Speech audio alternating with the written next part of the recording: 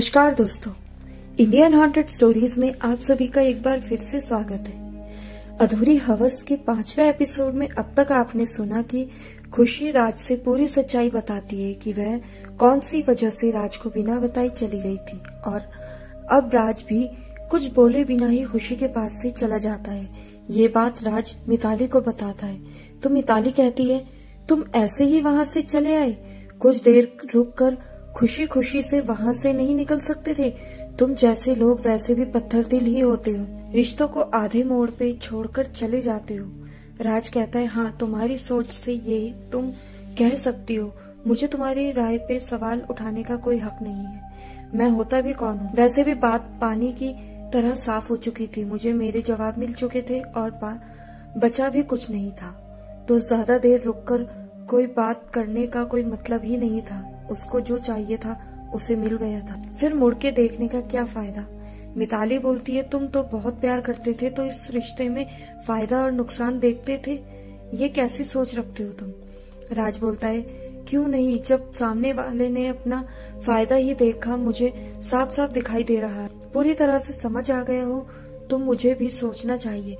हाँ ये बात अलग है, उसने मोहब्बत का नाम देके मतलब ही बदल दिया, तो क्या सच सच नहीं रहता? मुड़कर नहीं देखते अलविदा के बाद? कई मुलाकातें बस इसी गुरूर में खो देनी पड़ती है, जाने दो। मिताली कहती है, ठीक है, तुम्हें जो सही लगे वो सोचो, पर जो गलत है वो गलत ही है।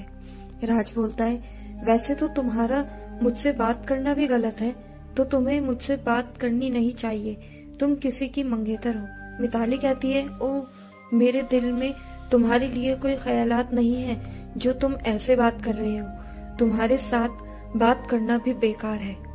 राज बोलता है, हाँ तो मुझे कहाँ कोई तेरी लत लगी है, तुम मेरे अतीत को कुरेद रही हो, तुम्हें सही गलत का फर्क करके तोलना है। मुझे तो पता ही है मैं कहीं गलत नहीं हूँ, और मुझे किसी की नजर में अपने आप को बदलना नहीं है। जब अपनों ने हमें समझा नहीं, औरों से मैं सही हूँ उसकी उम्मीद मैं करता नहीं। चलो रखो फोन, मुझे बहुत काम है, मैं तुम्हारी तरफ फ्री नहीं हूँ। मिताली कहती है, अरे मैंने कहा तुम्हें रोक के रखा है, जाओ ना जहाँ जाना हो। गुस्से में कॉल काट देती है और मन ही मन कहती है, कितना घमंडी इंसान है ये। सब कहते हैं, सही कहते हैं, एक नंबर का मतलब ही है। कोई लड़की बात करती है तो कुछ तमीज नाम की चीज ही नहीं है इसको। इस तरफ राज ये सोच रहा है, क्या समझ के मुझे अपना एटीट्यूड दिखाती है ये लड़की, जैसे मेरी गर्लफ्रेंड हो, और बातें तो बड़ी फिलोसोफर हो, मुफ्त में सलाह बांटने आ जाती है, खुद कॉल करती है और खुद कहती है मुझे क्या, तो क्यों कॉल करती है। राज अपने काम में जुड़ गया, पर काम में दिल नहीं लगता था। मिताली ने जो खराब कर दिया था, बरसों से दबे हुए घावों को मिताली ने कुरेद दिए थे। उसकी आंखों के सामने वो वक्त गुजरने लगा जैसे कोई फिल्म चल रही हो। वो हर एक लम्हा जो खुशी के साथ बिताया था। राज ने अपने दोस्त को कॉल लगाया, हेलो अमन, कहाँ हो तुम? अमन बोलता है, कुछ नहीं, बोर हो रहा हूँ, कुछ खास कोई काम नहीं है, तुम क्या कर रहे हो? राज बोलता है, काम तो बहुत है पर काम में दिल नहीं लग रहा है, कारीगरों पे बिना बात के चिल्ला रहा हूँ, गालियों पे गालियां खा रहे हैं वो लोग। अमन बोलता है, कल तक सब ठीक था, आज क्या हो गया है? राज बोलता है, मैं आ रहा हूँ तुम्हारी ऑफिस, पर जो भी काम हो निपटा ले। अमन बोलता है, ठीक है तो आ तो सही। राज अमन के ऑफिस की ओर निकल चुका था, अपनी कार लेके थोड़ी ही दूर थी। राज ने नीचे से ही कॉल किया, तुरंत अमन नीचे आया। राज ने अमन के हाथों में कार की चाबी देते हुए कहा कि अब तुम चला लो। अमन कहता है, ठीक है मैं चला लेता हूँ, उसमें क्या बड़ी बात है, कहाँ जाना है ये बता। राज को देख के अमन को पता चल गया था, भाई आज बड़ा अपसेट है, बिना बताए बार पे ले ली। राज बोलता है, वाह यार क्या जगह पर ले आया तो। राज बोलता है, वाह यार क्या जगह पर ले आया, तू ही तो मेरी जान है दोस्त, बिना बोले तू मेरा हाल समझ जाता है, मुझे क्या जरूरत है। अमन बोलता है, तेरे दिल का हम ना समझ पाए तो क्या यारी हमारी, लानत है दोस्ती पे जो यार की दिल की बात ना समझ पाए। दुनिया में सभी इसीलिए तो जलते हैं, सब हमारी दोस्ती पे। दोनों ने टेबल पर जाके ऑर्डर दिया।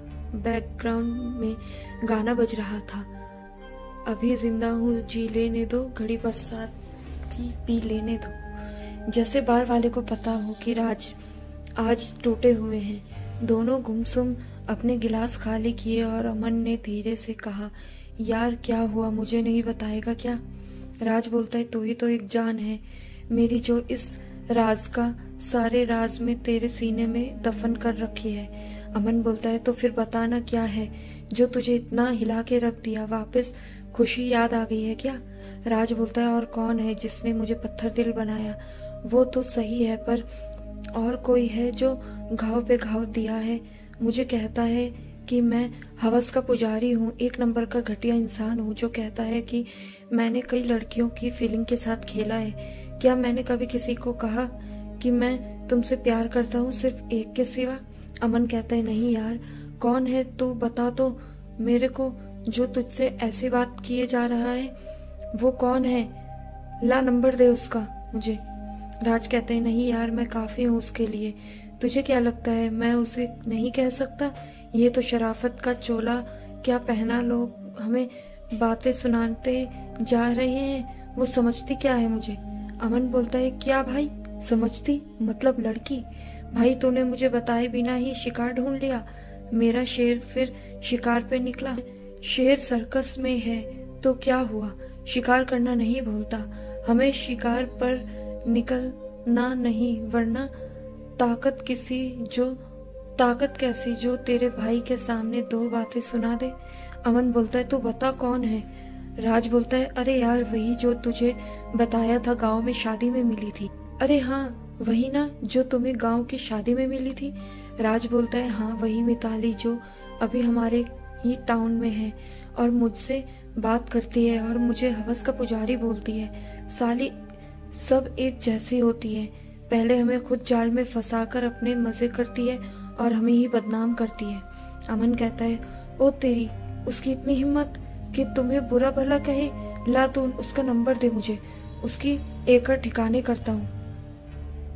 राज बोलता है, तेरा भाई कर सकता है, रुक अभी ही बात करता हूँ। मोबाइल निकाल के मिताली का नंबर जोड़ता है, रिंग बजती है पर वो उठाती नहीं। अमन बोलता है, छोड़ भाई और एक पैग लगा और चिल मार। दोनों मिलके पूरी बोतल खत्म करते हैं और निकलने की तैयारी करते हैं। तभी मिताली का कॉल आ जाता है। मिताली बोलती है, हेलो, कॉल किया था? राज बोलता है, हाँ किया था, क्यों नहीं कर सकता? तुम मेरे दिमाग का दही कभी भी कर सकती हो, मैं क्यों नहीं कर सकता? मिताली बोलती है, तुमने पी रखी है? राज बोलता है, हाँ पी रखी है, तो क्या हुआ? मिताली बोलती है, मैं पिए हुए से बात नहीं करती, मैं रखती हूँ फोन। राज बोलता है, नहीं रुको, एक बात सुनो, फिर मत करना, मुझे भी कोई शौक नहीं तुमसे बात करने का। मिताली कहती है, ठीक है बको। राज बोलता है, तुम अपने आप को क्या समझती हो जो सबको ज्ञान बांटती फिरती हो? ये सही वो गलत? हाँ माना कि मैं तुमको पसंद करता हूँ जब से तुम्हें देखा था तब से, पर उसका मतलब ये नहीं कि तुम मेरी बेइज्जती करती रहो और मैं सुनता रहूं। मैं हूँ बहुत कमीना इंसान, तो तुम्हें क्या? तुमको कहा मुझ में कोई रिश्ता जोड़ना है, और नहीं मुझे कोई रिश्ता बढ़ाने की इच्छा है अब तुम में। मुझको तो जानते हैं करीब से, वो ही मेरे लिए काफी है। तो आज के बाद मुझे कॉल मत करना, मुझे अच्छे लोगों को बुरे लोगों को से बात नहीं करनी चाहिए। तुम बहुत अच्छी हो और मैं बुराइयों का देवता।